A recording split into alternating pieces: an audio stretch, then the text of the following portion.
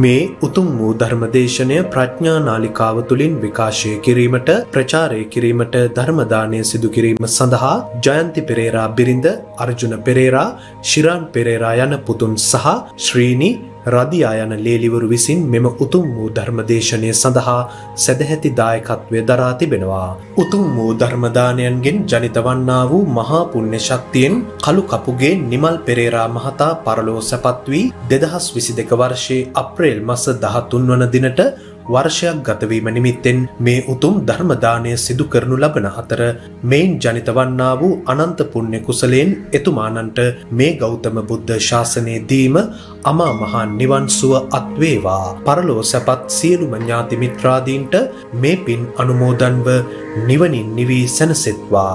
ගෞරවනීය දේශකයාණන් වහන්සේට නිදුක්ව නිරෝගීව චිරාත් කාලයක් මේ උතුම් සද්ධර්මය දේශනා කිරීමට අවශ්‍ය ශක්තිය ධෛර්යය ලැබේවා. උන්වහන්සේ ප්‍රාර්ථනීය බෝධියකින් අමා මහ නිවනින් නිවී සැනසේවා. දායකත්වයේ දරූ අය ඇතුළුව පවුලෙහි සියලුම දෙනාට මේ පින් අත්පත්ව නිදුක් නිරෝගී සුවපත් භාවය චිරජීවනය සැලසේවා. සියලු සත්වයෝ සුවපත් වෙත්වා කියා බලාපොරොත්තු වෙනවා. එසේම වෙත්වා කියා ආශිර්වාද කරනවා. නමෝ තස්ස භගවතෝ අරහතෝ සම්මා සම්බුද්දස්ස නමෝ තස්ස භගවතෝ අරහතෝ සම්මා සම්බුද්දස්ස නමෝ තස්ස භගවතෝ අරහතෝ සම්මා සම්බුද්දස්ස කම්මං සත්තේ විභජති යදිදං හීනම් පනිතත්තාය කම්මක්ඛයෝ දුක්ඛක්ඛයාතිති. ධර්මානුශාසනාවෙහි සදහැවර අනුග්‍රහක දායකත්වයේ දරන්නා වූ පවුලේ ප්‍රමුඛ මෙම මොහොත අපට සවන් දීම සඳහා ඉඩ කඩවෙන් කරගත්තා වූ ලක්වාසී ලෝවාසී සදහැවර පින්නතුනි ආරාධිත බවතුන් අපට කර්ම යනු කුමක්ද? සෑම දෙයක්ම කර්ම යනු සිදු වේද කියලා තමයි ප්‍රශ්නයක් ඉදිරිපත් කරලා තිබෙන්නේ. මේකට සමාජය දෙන පිළිතුරක් තිබෙනවා. පොතපත පාසල් අධ්‍යාපනයේ ලබා දුන්නා වූ පිළිතුරක් මට මෙන් ඔබටත් පාඩම් වෙලා තිබෙනවා. ඒත් ඒ සම්ප්‍රදායික පිළිතුර පමණක් මගෙන් බලාපොරොත්තු වෙන්න එපා. ඒ පොතපත සම්ප්‍රදායේ නොතිබුණ පිළිතුරක් ත්‍රිපිටකයේ තියෙනවා. නූතනයේ මුද්‍රණය වෙච්ච පොතපත් සම්ප්‍රදායේ නොතිබුණ පිළිතුරක් ත්‍රිපිටකයේ තියෙනවා. එහෙනම් මම කියන්නේ ත්‍රිපිටකේ නැති දෙයක් නෙවෙයි. නමුත් ඔබ දන්නවට වඩා සාමාන්‍ය සමාජයේ දන්නවට වඩා එහාට යන දෙයක්. මේ කර්ම කියන පදය ඇහෙනකොට සමාජයේ බොහෝ දෙනෙක් ඒක දුක් දෙන කාරණාවක් වශයෙන් සලකන්නේ. කර්ම කියන එක නිකන් කරුම කියලා හිතනවා වගේ. කර්මේ කියලා කියන්නේ සමහර විට. එය එක පැත්තක් නැත්තම් හතරෙන් එකක් විතරයි. ඒ නිසා ඒක පුළුල්ව හදාරලා තේරුම් ගන්න ඕන. දැන් මේක අහනවා සියල්ල සිදුවේද කියලා. නැත්නම් බාහිර ලෝකේ තියෙන දේවල් ඒවා න්‍යාම ධර්මානුව සිදුවෙන දේවල්නේ. මේක මේ තමන්ට බලපාන දේවල් මේ පෙන්වන්නේ. යාදිසං වපතේ බීජං තාදිසං හරතේ පලං කියන්නේ යමක් වැපරුවොත් ඒකේ අස්වැන්න ලබන්න වෙන්නේ ඒ જાතියෙන්මයි. අනේ වගේ මේ කර්මපදයෙන් පෙන්වන්නේ සසර තමන්ට විපාක හැදෙන ආකාරය. පමණක් නෙවෙයි. ලෞකික විපාකවල ආකාර තුනකුත් තව ලෝකෝත්තර විපාකයකටත් බලපාන කර්මයකුත් සඳහන් වෙලා තිබෙනවා. අනේමයි අපි ඒක තේරුම් ගන්න ඕන. සාමාන්‍යයෙන් එතකොට මේ කර්ම කියන්නේ බීජ, විපාක කියන්නේ අස්වැන්න. කර්ම කියන්නේ හේතු, විපාක කියන්නේ ඵල. එතකොට බීජ වැපරුවොත් අස්වැන්න ලබා ගන්න සිද්ධ වෙනවානේ. මෙන්න මේ මිනිසා විසින් කරන ක්‍රියාකාරකම් Tamanගේ අනාගතයට බලපාන ආකාරය, සසර හදන ආකාරය තමයි මේ තුල විග්‍රහ වෙන්නේ. නමුත් මේ සමාජයේ උගන්වා තිබෙන ආකාරයට කර්මය කියන්නේ මිනිසාට නිදහස් වෙන්න බැරි දෙයක්, කර්මයේ වහලෙක් කියලා කර්මවාදයක් බුදු සමය නෙවෙයි. බුදු සමය anu කර්මවාදයක් නෙවෙයි. මිනිසා කර්ම නියාමයට අහු වෙලා ඉන්න ආකාරය පෙන්නලා ඉන් නිදහස් වෙන ආකාරය දේශනා කිරීමයි බුදු සමය.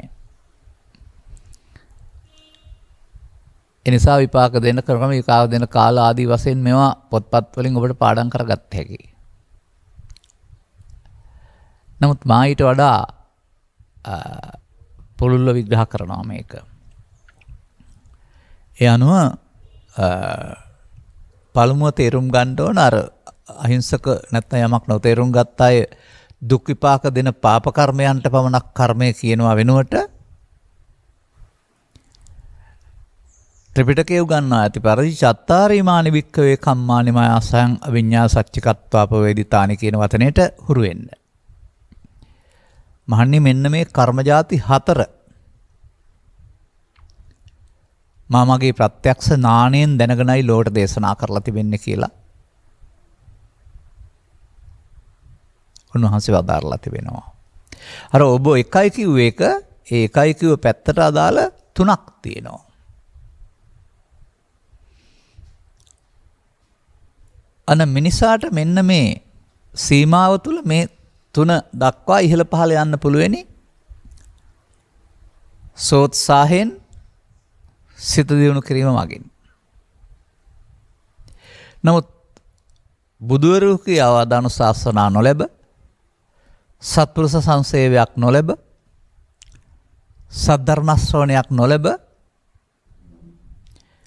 4 වෙනි කර්මයට යන්න බෑ. අර කර්ම 3 රැඳී ඉන්න තාක්කල් සත්වයා කර්මවල වහලෙක්. ඒ කර්මවාදයයි. ඒකේ සත්වයාට සැප දුක් ලැබෙන ආකාරය පිළිබඳ විග්‍රහයක් තියෙනවා. ලෞකික සැප දුක් ලැබෙන ආකාරය. ඒක තමයි කම්මං සත්‍යේ විභජති අදිදං හීනප්පනීතත්තාය කියන පදෙන් පෙන්වන්නේ.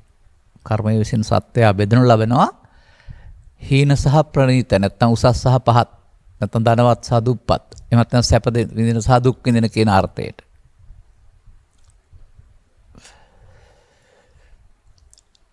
එතකොට ඒක සාමාන්‍ය සමාජයේ කෙනෙකුට උපයෝගී කරගන්න පුළුවන්. තමන් සෝයක් සැපතක් කැමති නම්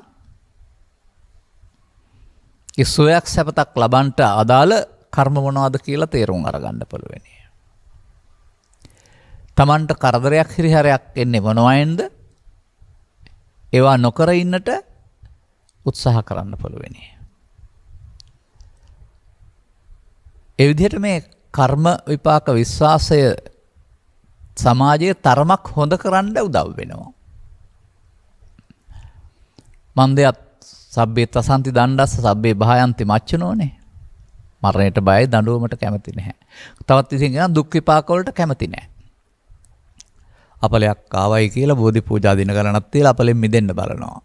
තොවිල් පවිල් තෝත්‍ර කියලා ඔය අසනීපයක් අහම ඒවෙන් මිදෙන්න බලනවා. දුක් විපාක වලට කැමති නෑනේ. එතකොට බාහිර කාරණා නිසා දුක් විපාක එනවා. නමුත් Tamanගේ චේතනාවේ පවතින ක්‍රියාකාරකමක් නිසා කර්මයක විපාක වශයෙන් අර යදිදං හීනත්තාය පාප කර්මයේ විසින් සත්වයා දුකටපත් කරන පැත්ත හීන භාවයේ පිණිස සත්වයා බෙන් කරනු ලබනවා, බෙදනවා, වරනු ලබනවා. ඒක විශ්වාස කළොත් කෙනෙක් ඊට පස්සේ දුක් විපාක වෙනත් දෙන්නා වූ කර්මයන්ගෙන් බැහැර වෙන්නට ඔහු දන්නා පමණින් ඥානයෙන් නුවණේ උත්සාහය යොදනවා. ඒක තථාගතයන් වහන්සේ වදාරලා තිබෙන්නේ අත්තිබික්කවේ කම්මං කන්නං කන්න විපාකම්. ඒක 4න් එකක් විතරයි.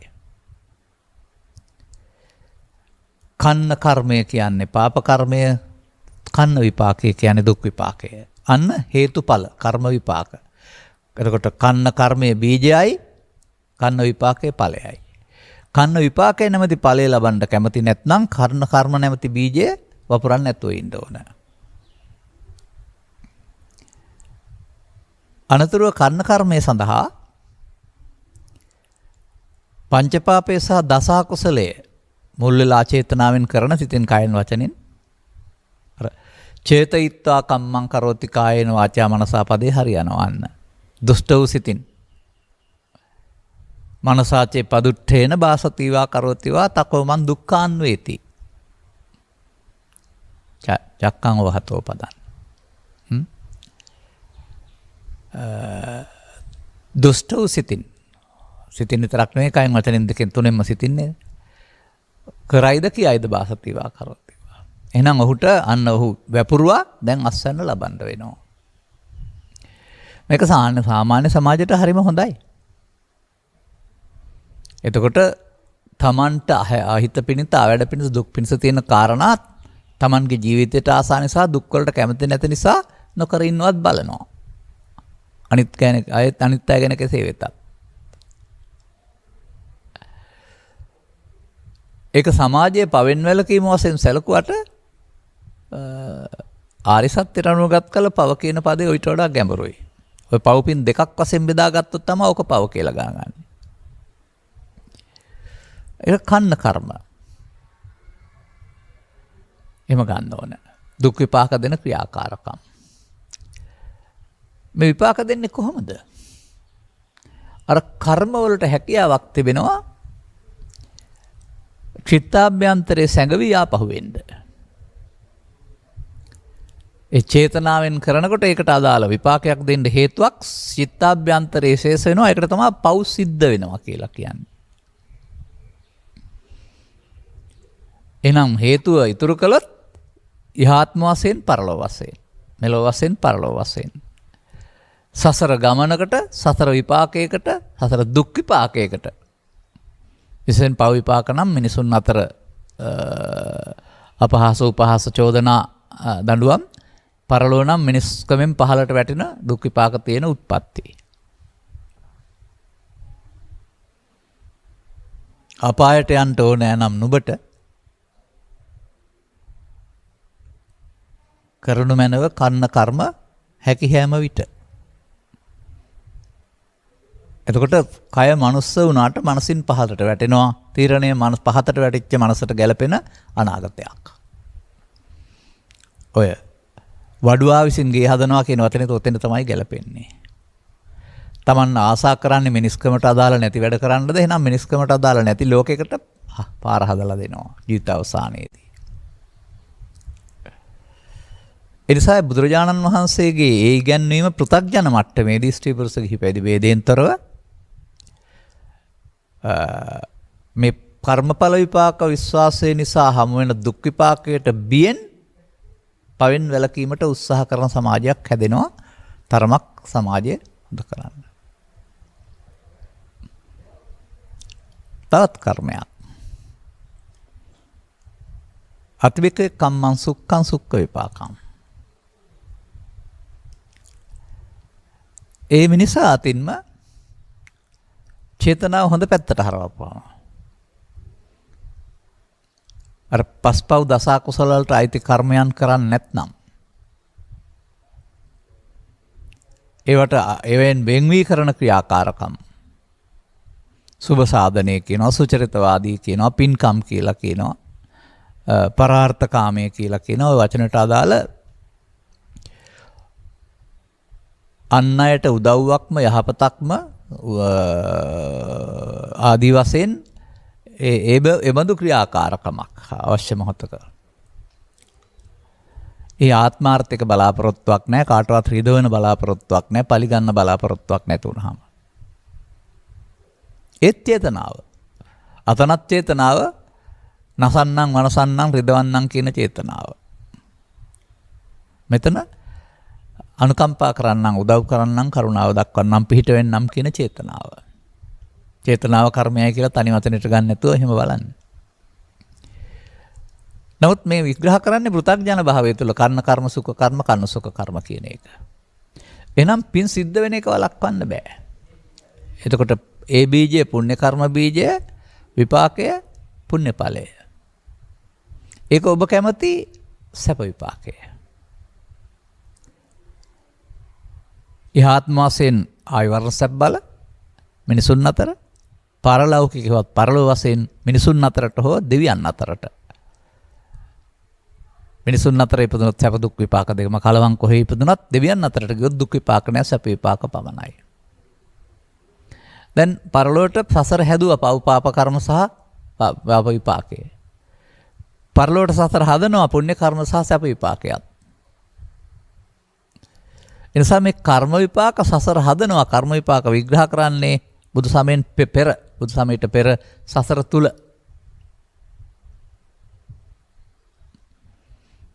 අන්න පුබ්බේත කත පුඤ්ඤතා කියන පදේ. ඔබ මෙලොවට එන විට එන්නේම කිසියම් අල්ප හෝ මධ්‍යම හෝ පුණ්‍ය කර්මයක විපාකයක් වශයෙන් දානේ සීලේ. ඒකට ආයුෂ තියෙනවා. අවුරුදු 15 20 වෙනකල්ම නොමිලේ කෑම බීම ඇඳුම් පැළඳුම් සියල්ල හම්බ වෙන්නේ නිසා තමයි. අපේ රටේ දරුවන්ට. අනිත් හැම රටේ මේ කරනවද මම දන්නේ නැහැ. එතකොට ඒක විපාක දීලා ඉවර වෙනවා. එතකොට ආයෙ හොයන්න වෙනවා. ඒකනේ උපයන්න වෙන්නේ ආපහු 20 25 වෙනකොට. ඒ ස්වභාවයෙන් මෙහෙම නම් මිනිසා යනු මිනිස් උත්පත්ති යනු පුඤ්ඤකිරිවත්ත සූත්‍රවල සඳහන් පරිදි නම් සුචරිතෙහි විපාක අල්ප දානෙහි අල්ප සීලෙහි මධ්‍යම දානෙහි මධ්‍යම සීලෙහි. එතකොට අන්න ඒවා කර්ම. දානයත් කර්ම සීලයත් කර්ම. එතකොට ඒ විපාකය තවත් පැත්තකින් ගත්තාම චුල්ලකම විභංග වැනි සූත්‍රවල රෝග පීඩා බහුල වෙන්නට අල්පායුස්කව මරණයටපත් වෙන්න අර කන්න කර්මය උපපීඩක උපඝාතක වශයෙන් බලපානවා. සුඛ කර්මය තවදුරටත් ආයුෂ දීර්ඝ වෙන්න, නිදුක් නිරෝගී සුව ලැබෙන්න, ඒ වගේ තව සැප සම්පත් ලෞකික වශයෙන් ලැබෙන්න බලපානවා. නමුත් මේක සතුටු වෙන්න කාරණයක් හරි සදාකාලිකව තියෙනවා කියලා හිතන්න කාරණයක් නෙමෙයි. මේකත් අර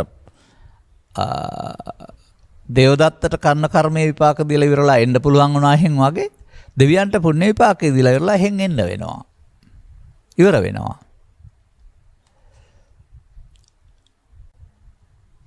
පාවිච්චි කරනකොට දැන් මේ දවස්වල ජනප්‍රිය උදාහරණයක් ගත්තාම ගෑස් ටැංකිය පාවිච්චි කරනකොට ඉවර වෙනවා. පාවිච්චි කරන්න ගෙදර ගේන්නේ නිකන් තියන නෙවෙයිනේ. ඒ වගේ විපාක දෙනවා කියන්නේ පාවිච්චි වෙනවා. එතකොට ඒක ගෑස් ටැංකිය ඉස්සරහම කඩේ යන්න වෙනවා වගේ පාප විපාක ඉවරනහම එතනින් චුත වෙන්න වෙනවා. පුණ්‍ය විපාක ඉවරනහම දෙවියන්ට චුත වෙන්න වෙනවා. මෙහෙදි නම් ඝන කයේ ආයු ඉවරනහම තව කැමති වුණාට චුත වෙන්න වෙනවා.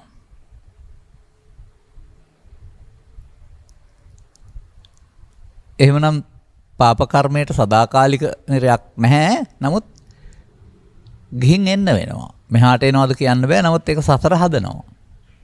පුණ්‍ය කර්මයට සදාකාලික ස්වර්ගයක් කොහොම නැත්තම් නිවනක් නැහැ. ඒක ගිවිලා ආගන්තාරෝපණක් බවන් එන්න වෙනවා.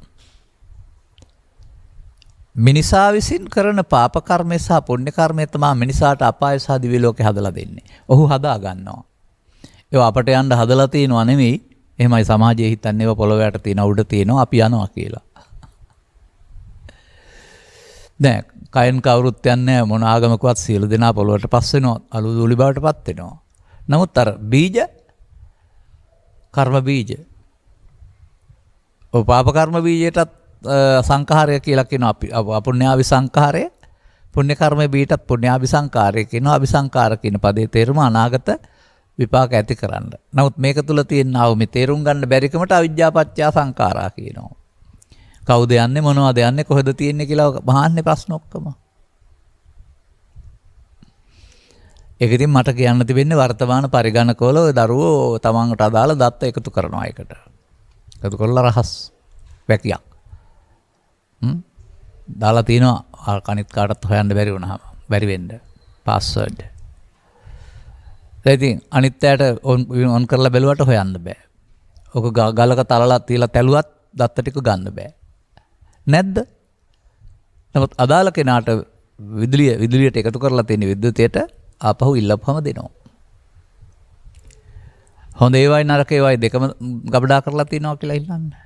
වෙනම තියෙන්නේ පාස්වර්ඩ් දෙකකින්. හොඳ ඒවා ඉල්ලපුවම හොඳ එක හම්බ වෙනවා, නරක ඒවා නරක එක හම්බ වෙනවා. අන්න ඒ වගේ මරණාසන්න මොහොතේදී මේ දෙකෙන් එකකට තමයි දොර ඇරෙන්නේ ගබඩාවට. ඒ නිසා ලබාගත් ජීවිතේ කර්ම රැස් කරනවා කියලා කියන්නේ සසර හදනවා කියන එක තේරුම් ගන්න ඊගාවට. සසර ඉන්නවා නම් තව ටිකක් කල් ඉන්න සැප විපාක සඳහා පුණ්‍ය කර්මයේ උදව් වෙනවා කියන එකත් තේරුම් ගන්න. තව මේකේ දිගුවක් තියෙනවා සුඛ විපාකේ. ඒක මේ ඔය සූත්‍රවල විග්‍රහ වෙන්නේ නැහැ. නමුත් තිබෙනවා හැම එකක්. ඒක ඔය සුඛ කර්මයේම තවත් කොටසක් වශයෙන් ගන්න පුළුවනි. මේ පව් නොවන නමුත් ඒක කාම ලෝකයට දිව්‍යයන් අතරට විපාක දෙන එකක් නෙවෙයි. ඊට එහා ලෝකෙට විපාක දෙන දෙයක්. ආයු වර්ණ සැප බල වශයෙන් නෙමෙයි දෙන්නේ ධානසෝය. ඒකට කියනවා ධාන කර්ම. රූපාචර අරූපාචර කියලා තමයි පොතේ උගන්වන්නේ. බුදුන් වහන්සේ පහළ වෙන්න පෙර සත්‍ය ගවේෂකයෝ හොයාගත්තා වූ සතර ඇවිදින ඊළඟ මාවත හේවත් ගැලවීමක් නැති දිගු කල් වසන්න පුළුවන් දුෂ්ටක්ෂණ වලට යන පාර. ඉන්න කල් සැනසීම තිබෙනවා. නමුත් අවිද්‍යාව දුර්වලලා නැති නිසා ආපහු එන්න වෙනවා. එහෙම් පිට වෙන දොරටුවක් නැහැ සසරෙන්. රූපාවචර බඹල වෙන්න හෝ අරූපාවචර බඹල වෙන්න සසරෙන් නිදහස් වෙන දොරටුවක් නැහැ. ආගන්තාරෝ පුනබ්බව. ගියානම් අර හම්බ කරගෙන ගින් හෝටලයකට ඉඳලා කාලා සල්ලි ඉවර වුණාම හෝටලෙන් බිමට දානවා එළියට දානවා වගේ වැඩක් තමයි වෙන්නේ. ධාන විපාකේ ආයෙත් අර ගෑස් ටැංකිය ඉවර වෙනවා වගේ විපාක දීලා ඉවර වෙනවා. එතකොට ගෑස් නැහැ. ගෑස් නැතුවම රට්ටු නිවාස වලින් පල්ලෙහාට බහින්න වෙනවා නිින්ද වෙන්නේ නැහනේ. හොයන්න බෑනේ ගෑස් නිවා නැතුව. දැන් මේ දවස්වල මොන දීලා තින්නෙත් ඒකනේ අය. ඉතින් ඒගොල්ලෝ අසරණ කරන්න හොඳ නෑ ඇත්තටම. පාලනය කරන අය මේවා හිතන්න ඕන කල් ඇතුව. අර සාමාන්‍යයෙන් ගම්බද විහාරයේ තියෙන වචනයක් බර වුණාම පිටිය හොයනවායි කියලා. බර වුණාම පිටිය හොයලා හරියන්නේ නැහනේ. ඒකට කල් ඇතුව එහෙම වෙන බව දැනගෙන සකස් කරගෙන තියාගන්න ඕන. ඊට අදාළ තැන. ප්‍රතිපත්තිකාමී පාලනයකට ඒ වගේ දුරදර්ශකමක් තියෙන්න වෙනවා. දර්ශනයක් තියෙන්න ඕනනේ. එහෙම නැත්නම් ඒ දුර්වලකම තමයි මේ ප්‍රදර්ශනය වෙන්නේ. කාටවත් දොස් කියලා හරියන්නේ නැහැ ඒකට. ජනතාව පාලනයක් බාර දෙන්නේ ඔවුන් රංජනය කරන්න. ඔවුන්ගේ ප්‍රශ්න ඔද්දල් කරන්න නෙමෙයි. ඔවුන් පීඩාවටපත් කරන්න නෙමෙයි. ඔවුන්ව ඒවයින් දුර දැකලා ගලව ගන්න. ඒසත් දුර දැක්මක් තියෙන්න ඕන. එහෙම නැත්නම් ඒවට උපදේශක මණ්ඩලයක් ඉන්න ඕන. ඒ උපදේශකවරු කල්ැතු උපදෙස් දෙන්න වෙනවා. උපදෙස් ගන්න ඕන. පිළිපදින්න වෙනවා. උපදෙස් දුන්නා ගත්තේ නැද්ද? උපදෙස් දුන්නේ නැද්ද කියන එක මම දන්නේ නැහැ මේ මොහොතේ. පාලකින්ට කේවට උපදෙස් දීලා හරියන්නේ නැහැ. මහ ඖෂධ උපදෙස් අවශ්‍ය වෙනවා. සාමාන්‍යයෙන් නැවක් පදවනකොට නැවේ කැප්ටන් නැත්තම් කප්පිත්තා කියලා කියනවා. එයා පළපුරුදු කෙනා. එයා කාට බාර දුන්නත් අවදියෙන් ඉන්න ඉදිරියේ තියෙන අනතුරු පිළිබඳව, කාලගුණ අනතුරු පිළිබඳව, තවත් සරානතුරු පිළිබඳව, තව අයිස් කුට්ටි එහෙම නැත්තම් පර්වත ඒවා පිළිබඳව ළඟදී දැක්කහමනේ අර මේ අනතුරටපත් වෙන්නේ. ඈත දෙයක්ම හරවා ගන්න කල් තියෙනවානේ. කැප්ටන් කියලා කියන්නේ ඒ ඈත දකින්න නිසා. එයා අනතුරටපත් නොවි ගලව ගන්න දැනගන්න ඕන. අන්න ඒ වගේ තමයි මේකත්. එවනම් අපිට මේ Tamanගේ ජීවිතය සම්බන්ධයෙන් ඔබ කැප්ටන් නැත්තම් මෙහෙවන්න. දැන් ඔබ මෙහෙවනවා ජීවිතේ. ඔබේ කන්න කර්ම මෙහෙම මත නම් ඔබට ජීවිතෙන් එහා පැත්තට හැරලා යන්න වෙනවා වම් පැත්තට හෙවත් දුගතිගාමීත්වයට. සුඛ කර්ම නම් ඔබට කාම සුගතියට. ධාන කර්ම නම් ධාන බබලවට. එතකොට මේ කන්න කර්ම සුඛ කර්ම තව එකක් තියෙනවා එකක් කියලා ඉන්නම්. කන්න සුඛ කර්ම. ඒ කියන්නේ මිනිසා විසින් ඔය කර්ම විපාක විශ්වාසයක් නැතුවම ඕන දෙයක් කරනවා. හොඳ දේවලුත් කරනවා නරක දේවල් කරෝති ඒකදා පුඤ්ඤං අපුඤ්ඤං පිච ඒකදා. පව්කනුත් කරනවා පින්කනුත් කරනවා දෙකම කර්මනේ. කලවම් කර්ම කලවම් විපාක පිණිස හේතු වෙනවා. එක ලියද්දක එක වී වර්ගයක් වපුරනවා එතකොට ඒ කරල් විතරක් හැදෙනවා. අනිත් ලියද්ද තව වී වර්ගයක් වුණා ඒකේ කරල් විතරක් හැදෙනවා. තව ලියද්දක කලවම් කරලා වපුරනවා. එතකොට කලවම්නේ හැදෙන්නේ. ඒ වගේ කන්න විපාක පමණක් විපාක දෙන තැනක් තියෙනවා දුක කාම දුගතිය කියලා. සුඛ විපාක පමණක් විපාක දෙන තැනක් තියෙනවා කාම සුගතිය දෙවියන් අතර කියලා. මිනිසුන් අතර සහ ඇතාසුනකයා ගවය ආශ්‍රය වෙන අයට මිනිසුන් පින්කමෙන් ඉපදිලා පින්පව් විපාක විඳිනවා. සත්වයා පව්කමෙන් ඉපදිලා පින් විපාක විඳිනවා. කන්න කර්ම සුඛ කර්ම. සාමාන්‍යයෙන් මම උදාහරණ පෙන්නනවා ඉතින් ඔයාලට. හොරකම් මරකම් කරනවා දානයක් දෙනවා. හොරකම් මරකම පාප කර්මය, දානය පුණ්‍ය කර්මයක්. ඒ වගේ පුණ්‍ය කර්මයන් කරනවා. පුණ්‍ය කර්මයන්ගේ ඇතුළත ලාභ ඉපීමේ චේතනාව හරි ගසා කෑම හරි තියෙනවා නැත්නම් එතකොට ඒක පාප කර්මයක්. මේ ශේස්ත්‍රයට ආපු අයට නැත්නම් මේ ආදායම් ලාභ ලැබෙන ශේස්ත්‍රයට ආපුවාම ඔය වගේ ඒ ලාභය තමන්ගේ පැත්තට හරවගෙන ආත්මාර්ථකාමී කරන්න වෙන්න. එතකොට ඒක මිනිසා ගසා කන මිනිසා රවට්ටන තැනටපත් වෙනවා. ආගමික ලෝකෙත් එහෙමයි ව්‍යාපාර ලෝකෙත් එහෙමයි. අධික ලාභ සඳහා නොමගැවීම සඳහා. එබඳු තත්ත්වයකදී ඔහුවතින් කන්න කර්මස් සිදු වෙනවා සුඛ කර්මස් සිදු වෙනවා. සාමාන්‍ය පෘථග්ජනයයි කියලා කියන්නේ මේ කන්න සුඛ කර්ම දෙකම සිදු වෙන එක්කෙනා. බෞද්ධින් වශයෙන් ගත්තොත් වෙසක් හරි පොසොන් හරි ඒ වගේ උත්සව අවස්ථා හරි ආගමික අවස්ථා හරි ගත්තාම කරන කර්ම සුඛ කර්ම. නමුත් ඔවුන්ගේ ඉඩම් අර්බුදයකදී දේශපාලන අර්බුදයකදී තවත් මොකක් හරි කාරණයකදී ඔහු ලෝභ දේශ මොහ පාවිච්චි කරනවා නම් ඊර්ෂ්‍යාව ක්‍රෝධය වෛරය පළ ගැනීම එතකොට කන්න කර්මත් කරනවා. පුතග්ජන කියන මනුස්සයාට අපි මේ මිනිස් වර්ගයාට අපි පව් කරන්නේ නැහැ කියන වචනේ කියන්න වළංගු නැහැ. මතක තියාගන්න ඒක හොතටම. ඒ වුන් දන්න මට්ටමින් සතුන් මරන්න නැති හින්දා හරි මත්පැන් බොන්න නැති හරි නිතදා හරි කරන්නේ නැහැ කිව්වට පාප මූලයන් ලෝභ දේශ මොහ. පුතග්ජන කියන්නේ ලෝභ දේශ මොහ වැඩි දියුණු කරන්නා. එහෙනම් ඔහු අතින් අනිවාර්යයෙන්ම පව්පින් දෙකම සිද්ධ වෙනවා.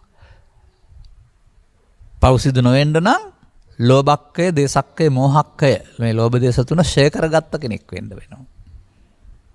එයා පෘථග්ජනෙක් නෙවෙයි. මේ කාරණාව ඔබ වටහා ගන්න වෙනවා.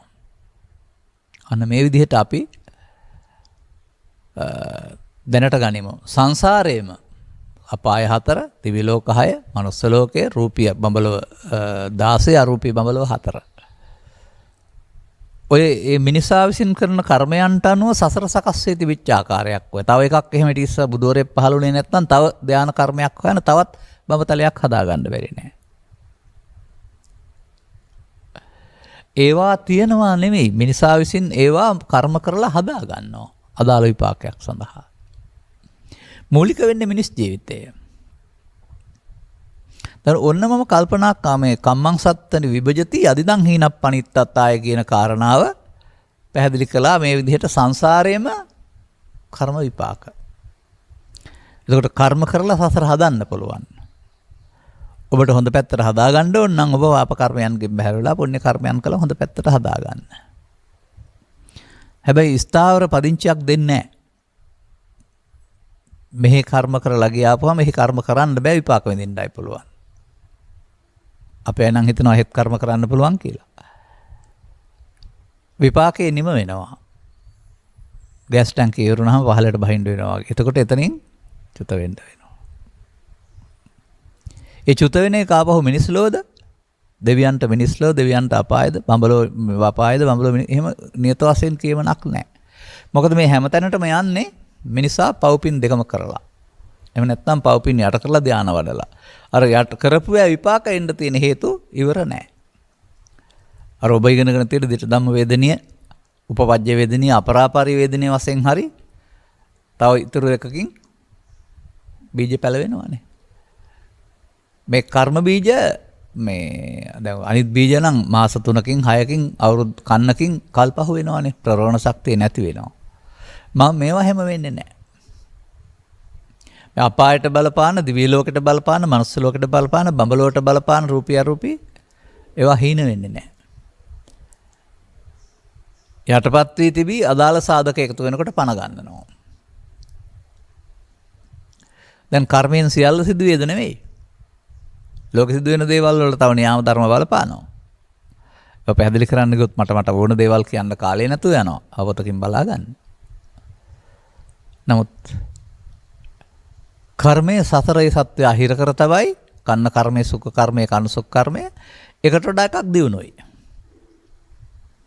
පාප කර්මයේ දුක්ඛාක දැනගත්ත මනුස්සයා තමයි පුණ්‍ය කර්මයට හැරිලා පුණ්‍ය කර්මයේ සැප විපාක සඳහා මංපෙත් සලසා ගත්තේ.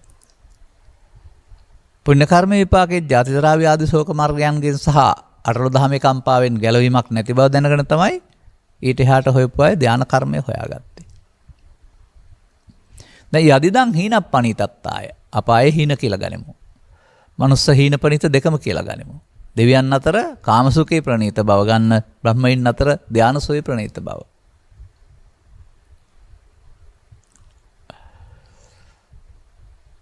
දැන් මොනවද මේ අපුණ්‍යාභි සංකාර, පුණ්‍යාභි සංකාර, ආනිජ්ජාභි සංකාර නම් වූ කර්ම තුනේ අනාගතය. දැන් ගන්න සංඛාරා පරමා දුක. මේ සංඛාර තුනම රැස් කරලා දුකින් මිදුණාද ලෝකම දුක සංඛාරයයි කියලා නේද තියෙන්නේ. එතකොට මේ සංඛාර තුන රැස් කරලා හතර ඇවිදින්න ඇරුණාම දුකින් මිදෙන්න බැරි බව දැන් කීදෙරුම් ගන්නවද? සංඛාරංච නිරෝධේන නැති දුක්ඛස සම්භවෝ. සංඛාරයන් නිරෝධ කිරීමෙන් දුක් හටගන්නේ. දැන් සංඛාර රැස් කිරීම වෙනකොට බුදු සමයේ සංඛාර නිරෝධයක් තියෙනව නේද?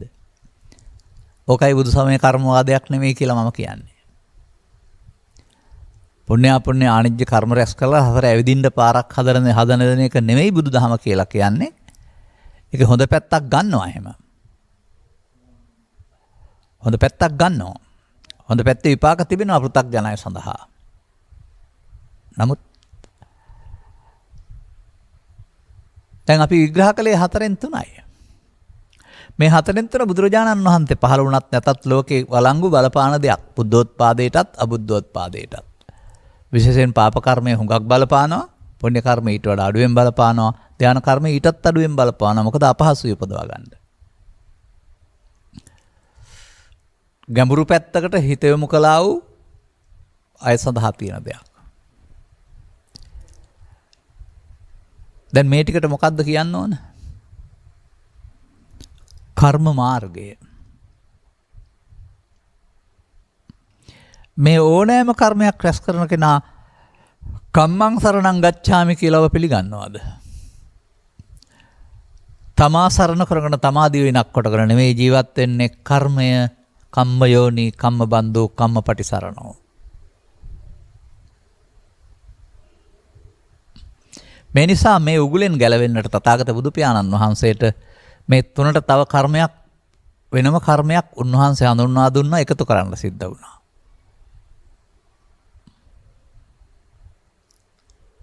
අතිවික්කවේ කම්මං අකන්නං අසුකං අකන්න අසුක්ක විපාකං කම්මක්ඛයා සංවත්තති. මානි තවත් කර්මයක් තියෙනවා. කළුත් නැහැ, සුදුත් නැහැ. ඒ නිසා කළු විපාකත් නැහැ, සුදු විපාකත් නැහැ. ඒ කියන්නේ පව් වලට අයිතිත් නැහැ, පින් වලට අයිතිත් නැහැ. එබැවින් පව් විපාකත් නැහැ, පින් විපාකත් නැහැ. අර සසර ඇවිදින්න තියෙන කර්ම ශේ කිරීම පිණිස පවතින කර්මයේ හේවත් තවත් විපාකයක්. මේ කර්ම විපාක ඔක්කොම ලෞකිකයි. මේ කර්මයේ ලෝකෝත්තර විපාක. ඒකත් විපාකයක් මතක තියාගන්න.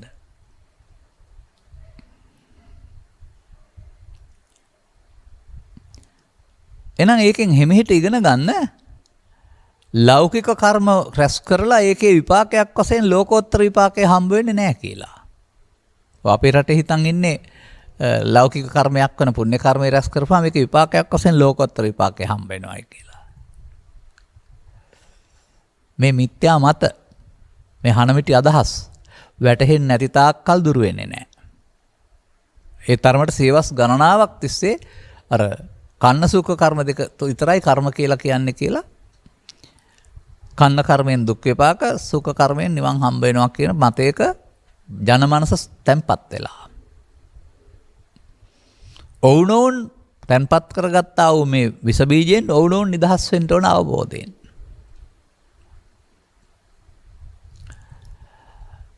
පුඤ්ඤ පාප පහිනස්ස නැති දුක්ඛ සම්භවෝ කියලා නැද්ද?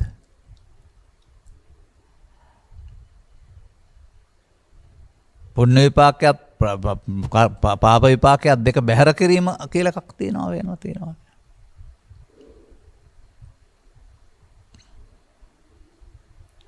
එහෙම නැත්නම් තවත් වචනයක් තියෙනවා. ආස්වාදය සහ ආදීනව දැන ආස්වාදයෙන් සහ ආදීනවයෙන් මිදීම. එහෙම විස්තර කරන්නේ නැහැ පොතපත. එතකොට මම මේ කතා කළේ පාප විපාක පුණ්‍ය විපාක කියලා ආස්වාදය සහ ආදීනව.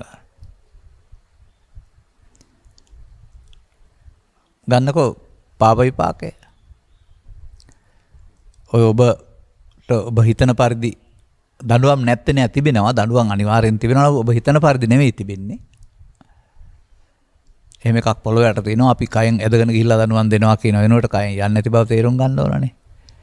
කයෙන් යනවා නම් ඔය මොගලන් මහරහතන් වහන්සේ, අක්කර මහරහතන් වහන්සේම ගිජ්ජකොටු පර්වතයෙන් බහිනකොට 이르දියෙන් දැක්කේ මේ පොළොව යට ඉන්නවා නෙමෙයි නේ දුක් විඳිනවා. ඒ 이르දියෙන් දැක්කේ ඔය ඒ ඔවුන්ගේ ලෝකේ, මනෝ ලෝකයේ තුල වුන් මේ දැවෙන ආකාරය. ඒ වගේ ඒකට තැනක් නැහැ. නමුත් ඔවුන් විඳින්න ඕන. මේ විදිහට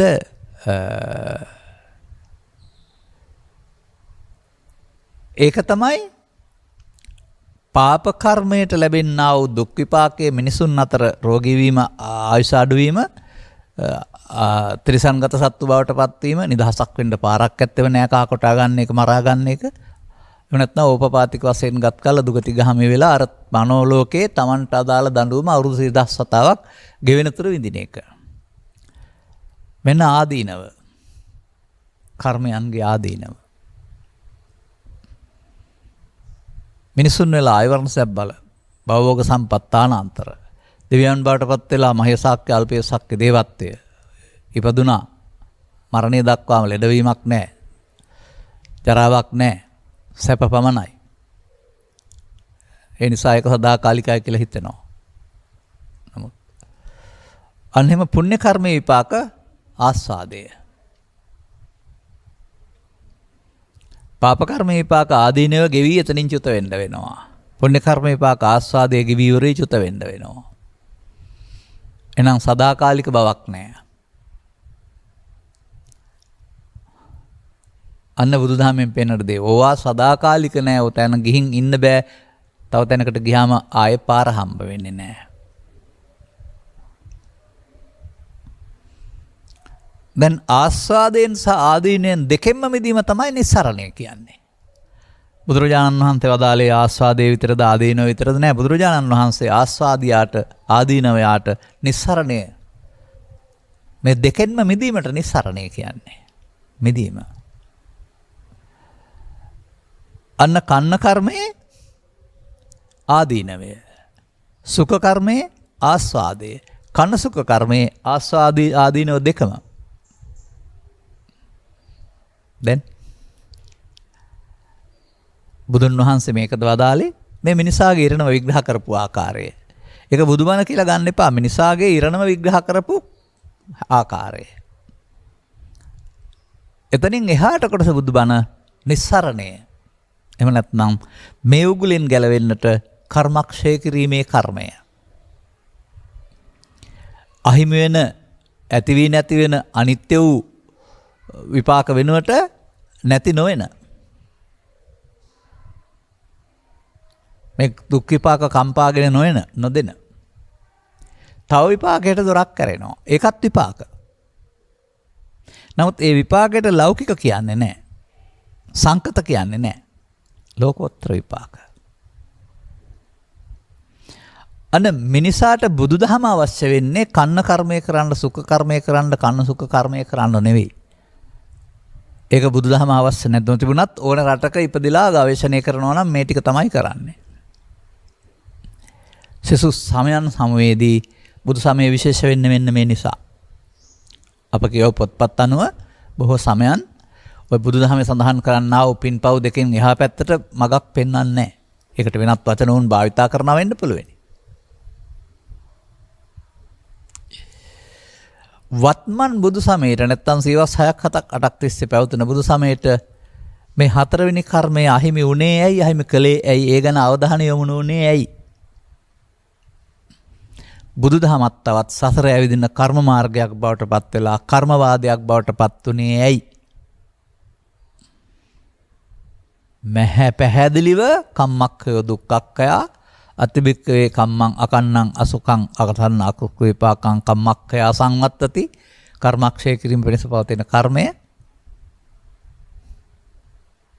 දේශනා කොට තිබියදී ඒ පිටුව වසා දමා තිබෙන්නේ ඇයි? ඒ පිටුව විවරණය කරගන්නේ නැත්තේ ඇයි? මේ පෞපිය විපාක විශ්වාසයෙන් හදන සමාජය සෑහෙන හොඳ සමාජයක්. පවුන කරන්නේ නම් යහපත් දේවල් කරන්නේ නම්. නමුත් පෞකාරයත් ලෝභ දේශ මොහ සහිතයි, පින්කාරයත් ලෝභ දේශ මොහ සහිතයි. ඔහුට ඒක පාලනයක් තියෙනවා, මිදිලා නැහැ. පෞකාරයා ලෝභ දේශ මොහ සහිතයි, පින්කාරයා ලෝභ දේශ මොහ යටපත් කරගෙන භාවිතා කරගන්න අසුළු අවශ්‍ය මොහොතට. ධානලාභියා ලෝභ දේශ මොහ යට කරලා ගන්නෙ නැහැ, භාවිතයට ගන්නෙ නැහැ ජීවිතේදී. නමුත් යටපත් කරගෙන. ඒ නිසා ලෝභක්කේ, දේශක්කේ, මෝහක්කේ නිබ්බානං කියන පදයට මේ කන්න කර්ම, සුඛ කර්ම, කන්න සුඛ කර්ම වාදීන් ගිහින් නැහැ, දොර අරගෙන නැහැ.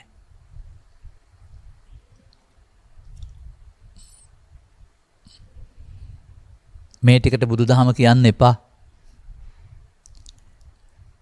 ඔය ටික ඒ සමාජයේ තිබුණා නම් ඒ ටික දේශනා කරන්න බුදුවරයෙක් ඕන වෙන්නේ නැහැ. බුදුන් වහන්සේලා මොකද කරලා තියෙන්නේ? යංකින්ච දුක්ඛං සම්භෝති සබ්බං සංඛාරපච්චය. යම් දුකක් හට ගන්නවා නම් සංඛාර ප්‍රත්‍යයෙන්. එහෙනම් අපුඤ්ඤාභි සංඛාර ප්‍රත්‍යයෙන්, පුඤ්ඤාභි සංඛාර ප්‍රත්‍යයෙන්, ආනිජ්ජාභි සංඛාර ප්‍රත්‍යයෙන් දුක හට ගන්නව යරුණාම මිදීමක් තියෙනවද? ඒක බුදුදහම වෙනවද? සංඛාරංච නිරෝධයද කියන්නේ මේ තුනම නිරෝධ කරන්න ඕනේ. නිරෝධ කිරීමෙන් දුක් හට ගන්න නැහැ. නමුත් විපාකයක්. ඒ විපාකයට ඔබ වර්ණා හරියට එකතු කරලා තියෙනවා. හැබැයි දන්නේ නැහැ. ජාතියක්, ජරාවක්, ව්‍යාධියක්, ශෝකයක්, මරණයක් ඇති සාන්ත වූ සදාකාලික අමෘත සංඛ්‍යාත වර්ණා විශේෂණ ගොඩයි. නිර්වාණ. මම නැමැති කායයට ලැබෙන දෙයක් කියලා හිතනවද? එහෙම නැත්නම් තමන් යන අපායට දිවි ලෝකයට යනවා වගේ ඒක පුරයක් කියලා හිතනවද?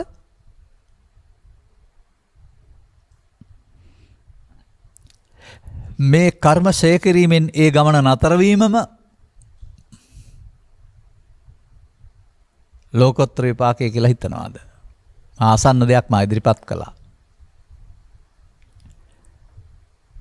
දැඩි හිස්රාදයකින් පෙළෙනවා කෙනෙක්. මේ හිස්රාදයට හරි බයයි. බය වෙන්න නැවත නැවත හැදෙනවා. පුදුම පීඩාවක්. අවුව පේන්න බෑ, වැස්ස පේන්න බෑ, එළියට එන්න බෑ, කතා කරනවා පේන්න බෑ, ආහාර ගන්න බෑ. එක විදිහකට ඉන්න බෑ. පීඩනය. දැන් සැපද දුකද? දුකයි. හොඳයි, නිින්ද ගිහින් අවදි වෙනවා නැත්නම් බෙහෙත් බීලා හොඳ වෙනවා. බෙහෙත් බීලා හොඳ වෙනකොට දැනෙනවා ටික ටික අඩු වෙලා යනවා. නිින්ද ගිහින් අවදි වෙනහම තමයි තේරෙන්නේ මේ පීඩාව ඉඳලා කොහොම හරි නිින්ද යනවා. පැයක් වමාරක් යනකොට ඒ පැයමාර තුළ සම්පූර්ණයෙන්ම අර පීඩනය ඇති වෙන්න තිබුණා වූ සාධක ඉවත් වෙලා අවදි වෙනකොට ඒ ඔළුවේ තිබුණා වූ වේදනාව බර මොකක්වත් නැහැ. දැන් හිසේරාදේ දුකයි. සැප කියලා මොකද්ද ලැබුණේ? සැපක් නැද්ද? සැපක් තියෙනවා. කුමක්ද? හිසේරාදේ නැති එක.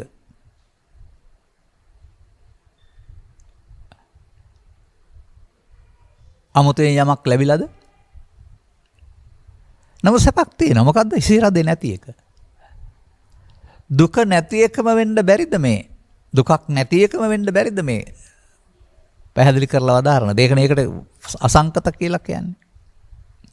නමුත් ඔබ හිතනවා උපාධියක් වගේ, තනතුරක් වගේ, එහෙම නැත්නම් ඒ වගේ තවත් ඔබට ලැබෙන දෙයක් කියලා. ඔබත් ඉන්නවා, ඔබටත් ලැබෙනවා කියලා. මේ පිළිබඳව අවධානය යොමු කරන්න. අප අපි ඉතිරි කාලය ගන්න වෙනවා ඒකට. මොකද්ද? කන්න කර්ම කන්න විපාක, සුඛ කර්ම සුඛ විපාක, කන සුඛ කර්ම කන සුඛ විපාක. මේ විපාක සම්බන්ධතාවය ප්‍රහාණය කරන චේතනාව කර්මක්ෂය කිරීමේ කර්මය. ඒවා සම්බන්ධ කාරණයක් නෙති කර්ම විපාක හේතුඵල.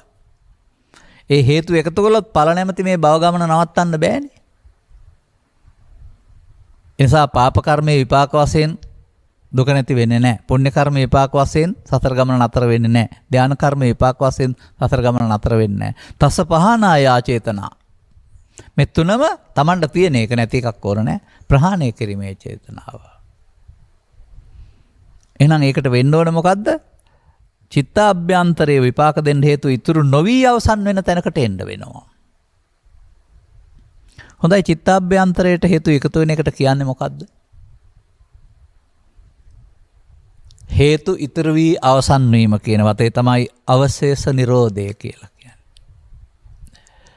අන ඔබේ ජීවිතය තුළ ඔබ අරමුණක් පාසා මේ චේතනාවට එකතු වෙනවා නම් ලෝභයට, දේශයට, මෝහයට ඔබ අවශේෂ නිරෝධවාදියෙක්. ඒ කියන්නේ ඔබ පමාව තුළ ඉන්නේ. අවශේෂණ හැටිත් ඕන නම් කියන්න පුළුවන්. ඒක සියුම් ගැඹුරුයි නමුත් ත්‍රිපිටකයේ තියෙනවා පෙළ දහම. ඒක ජීවිතය තුළ බලන්න එපා. ඇස තුළ, කන තුළ, නාසය තුළ, දිව තුළ, කය තුළ ඕන එකක් තුළ අරමුණ රස විඳීම තුළ, අරමුණේ මුලා වීම තුළ සිදුවන දෙයක් වශයෙන් පෙන්නනවා. ඔබට යම්කිසි තියාගත්ත ලෝභයක්, දෝෂයක්, මොහයක් තියෙනවා නම් ගැටෙනකොට එනවා. ඇහෙන් කනෙන් නාසයෙන් ගැටෙනකොට එනවා. මට ණයට අඳුකොළ වගේ දකින්නකොටත් පේන්න බෑ කියලා චිත්තාභ්‍යන්තරයේ තිබිච්ච කොටස එනවා. එහි පවතිනා වූ සැප හෝ දුක් හෝ උපේක්ෂා වේදනාවට ඔබ එකතු වෙනවා. පස්සපච්චා වේදනා. ඒ වේදනාව ප්‍රතික්ෂේප කරන්න හෝ ඇලෙන්න හෝ ඔබ කැමති වෙනවා වේදනාපච්චා තණ්හා. එතකොට මේ වේදනාව මම බවට පත් කර ගැනීමටයි තණ්හා කියලා කියන්නේ. එතකොට මේ පිළිබඳව සතර උපදින්න හේතු වෙන පත්තට බැඳීමට හේතු වෙන කාරණයක් හෙවත් උපාදාන වෙනවා. උපාදාන වුණොත් කර්ම බීජ රැස්වීම හෙවත් යලි හට ගන්න හේතුවක් චිත්තාභ්‍යන්තරයේ ශේෂ වීමට බව කියනවා. මෙන්න මෙහෙම පස්සපච්චා වේදනා, වේදනාපච්චා තණ්හා, තණ්හාපච්චා උපාදාන, උපාදානපච්චා භව පාප කර්මයටත් හරි, පුණ්‍ය කර්මයටත් හරි, ධාන කර්මයටත් හරි. ඒ නිසා භව නිරෝධයක් ඒකේ නෑ. භවගාමී ඒක අවශේෂ නිරෝධය. අවශේෂ නිරෝධය කළොත් ඒ අවශේෂ නිරෝධයට අනුව ඔබ කයෙන් ගියේ නැති වුණාට ඔබට විපාකයක් සංසාරේම භවගාමී විපාකවල.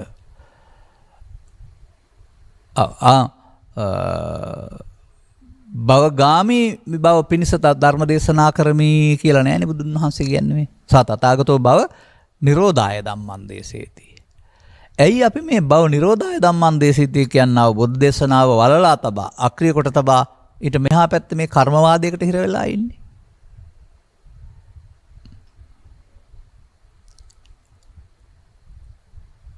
අනාගත බුදුන්ට ඒ බලය පවරා තබා මේ බුදුන්ගේ බලය අවලංගු කිරීම පාපයක් නැත්නම් අපරාධයක් නෙවෙයිද?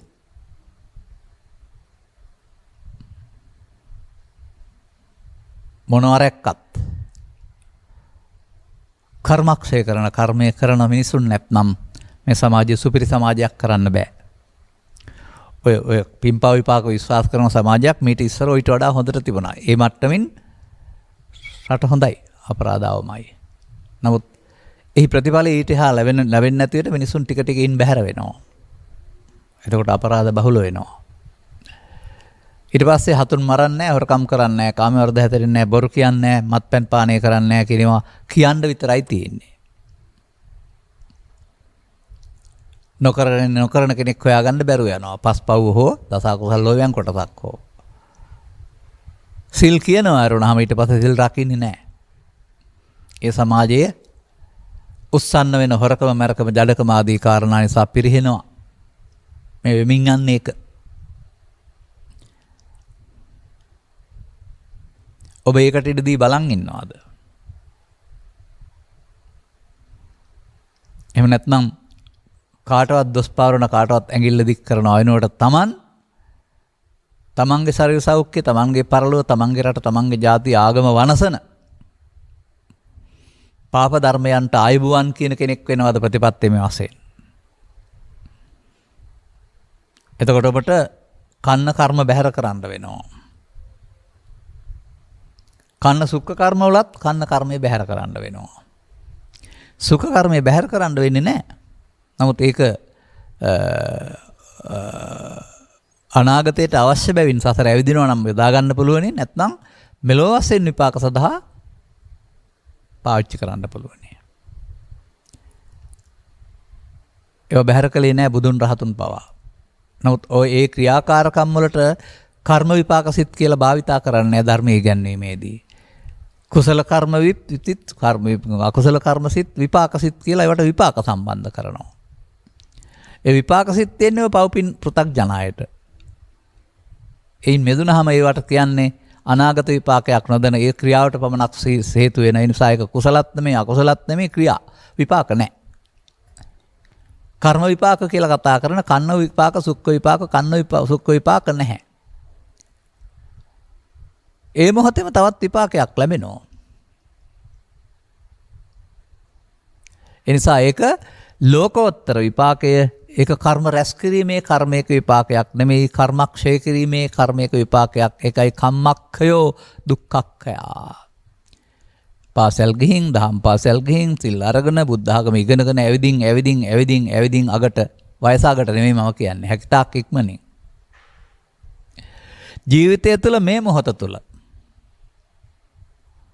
කර්ම මාර්ගය වෙනුවට කම්මක්ඛය මාර්ගය කර්මයන්ගෙන් මිදීමට ධර්මයේ සරණ කරගන්නා මාර්ගය. ඒ නිසා ඔය කම්මක් රැස් කරන අයට කවදාවත් කම්මං සරණං ගච්ඡාමි වළංගන වරම ධම්මං සරණං ගච්ඡාමි වළංගන නැති බව එක එක්කෙනා හැමීට තේරුම් ගනිත්වා. ඔබ ධම්මං සරණං ගච්ඡාමි ධර්මයේ සරණ යමි කියන දන්නව ඇරුණම ධර්මය මොකද්ද කියලා දන්නවද? ඔය කර්ම විපාක වලින් මිදිච්ච තැනක් තියෙනවා. ඒකට ධර්මය කියලා කියනවා. ඒ ධර්මයේ සරණ කරගන්න පාරනේ බුදුහාමුදුරුවෝ ගන්නලා තිබෙන්නේ.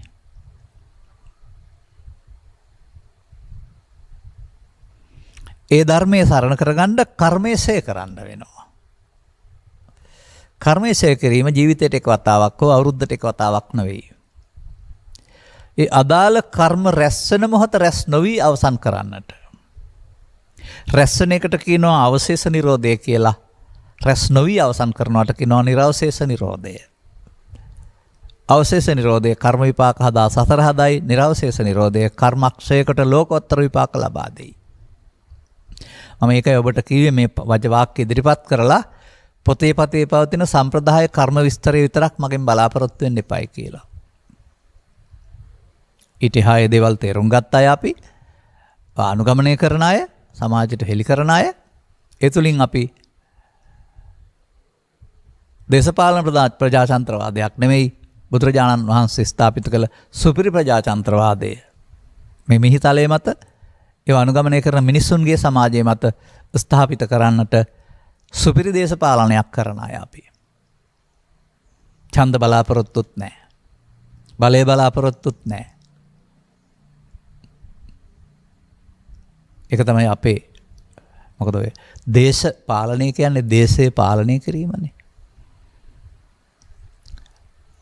ඉතින් හොරකමෙන් මරකමෙන් ජඩකමෙන් ගසා කෑමෙන් තොර මිනිස් සමාජයක් හැදෙනවා නම් ඒගොල්ලෝ පාලනය කරන දේශයේ සුපිරි දේශපාලනයක් නෙමෙයිද තියෙන්නේ? එතනයි මේ රහස. ඒ සඳහා අවධානය යොමු කරන පිරිසට මේ කර්මක්ෂය කිරීම ඒ මොහොතේදීම කර්මයේ උපන් මොහොතේදීම ඒ කර්මයේ උපදින එකට කියනවා uppannam කාමවිතක්කං uppannam ව්‍යාපාදිතක්කං uppannam විහිංසාවිතක්කං. ඔය ඔක්කොම උපදින්නේ එකයි. ඒ උපදින එකට තමයි මේ පංච උපාදානස්කන්ධය කියලා කියන්නේ. තව පැත්තකින්. ඔබ කරන වැඩේට තමයි තථාගතයන් වහන්සේ අදිවාසේති නප්පජහති නවිනෝදේති නබයන්ති කරෝති නානභාවං ගමේති. ඔබ භවගාමි. ඔබ කර්මයේ සරණ කරගෙන හේතු ඉතුරු කළා. කර්ම මාර්ගයේ ගියා. අතීතේ එන්න වෙනවා. වර්තමානයේකට එකතු නොවීමෙන් අනාගත ඵලයක් උපදින හේතු ඉතුරු නොකිරීම නිරවශේෂයෙන් නිරෝධ කිරීමයි. හේතු ඉතුරු නොකොට අවසන් කිරීම. අරමුණක් පාසා ඇසෙන් කනෙන් නාසෙන් දිවෙන් කයෙන්. ත්‍රිවිධ විතර්කයේදී තින්නම් තංගති පස්ස වලින් එහාට යන්න බෑ. පස්ස නිරෝධා. අන්න සතිය ඕන එකටයි.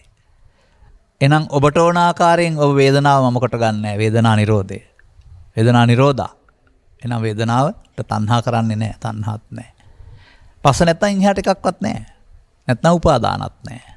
උපාදාන නැත්නම් භව හේවත් අවශේෂ වීම නැහැ. එතකොට තණ්හා නිරෝධ, උපාදාන නිරෝධ, භව නිරෝධයෙන් අවශේෂ නිරෝධය නෙවෙයි නිරවශේෂයෙන් අවසන් වුණා. හටගත්ත දේ. දැන් තණ්හා උපාදාන භව නම් අවිද්‍යා සංඛාරා. තණ්හා උපාදාන භව නිරෝධ නම් විද්‍යාවේ මුක්ති. බලන්න. නැවත නැවතත් විතර්කයේදී අනාගත ඵලයක් උපදින්න නැති ආකාරයට අතීතයේ ඇවිදින් ඉවර කරන්න වර්තමානයේ එකතු නොවි අවසන් කරනකොට ඔන්න ඔබ කර්මර්ෂය කරන්නෙක් වෙලා. අර අවශේෂ නිරෝධයට ප්‍රමාදය කියනවා, නිර්වශේෂ නිරෝධයට අප්‍රමාදය කියනවා. හරි අපමාදව අමතපදන් හරිනේ. නිවනට මග අප්‍රමාද වීම කියලා. බුදුරු පහළ වුණේ ප්‍රමාදයේ කොටස් තුනකට බෙදා සසර ඇවිදින්න උගන්වන්න නෙවෙයි. ප්‍රමාදයෙන් සහ මුලින්ම මිදෙන්න. අන්න එතකොට ඔබට පස්සේ විපාක වෙනුවට ඒ මොහොතේදීම ලෝකෝත්තර විපාකය. හිසේ රදේ හොඳ වුණාම තියෙන සැනසීම දන්නවනම් ඒක හිසේ රදේ නැති එක කියලා කියනවනම් තව මොකක්ද ඒකට යොදන්න පුළුවන් වචනේ? මේ බැවින් ඔබ මිනිසෙක් වශයෙන් ජීවත් වෙලා යුතුයකම් ඉටු කරන්න. ඔබේ අවබෝධය ටික ටික ධර්ම ශ්‍රවණය මගින් සත්වර සංසය මගින් ගේන්න ඉදිරියට. ඔබ වෙනුවෙන් ඔබ මේ කරගත යුතුයි කාටවත් කරන්න බෑ. ඔබ මේ දුක් විපාක විඳින්නේ ඔබ විසින් කරගත්ත එකක විපාකයක් ඔබට හම්බ වෙලා තිබෙන්නේ. ඒක ඔබ විසින් කරගත්ත වරදක්. දිගටම මේ වරද කරගෙන මිනිස්කම අතහැරලා සංසාරයට එකතු වුණොත් ආයෙත් මිදෙන්න මෙහෙම එන්න වෙනවා, වෙන තැනක් නැහැ. අපාය ගියත් චුත වෙන්න වෙනවා, දෙවියන් අතර ගියත් චුත වෙනවා, බඹලෝ ගියත් චුත වෙන්න වෙනවා. චුත වෙලා කොහේ යනවද දන්නේ නැහැ.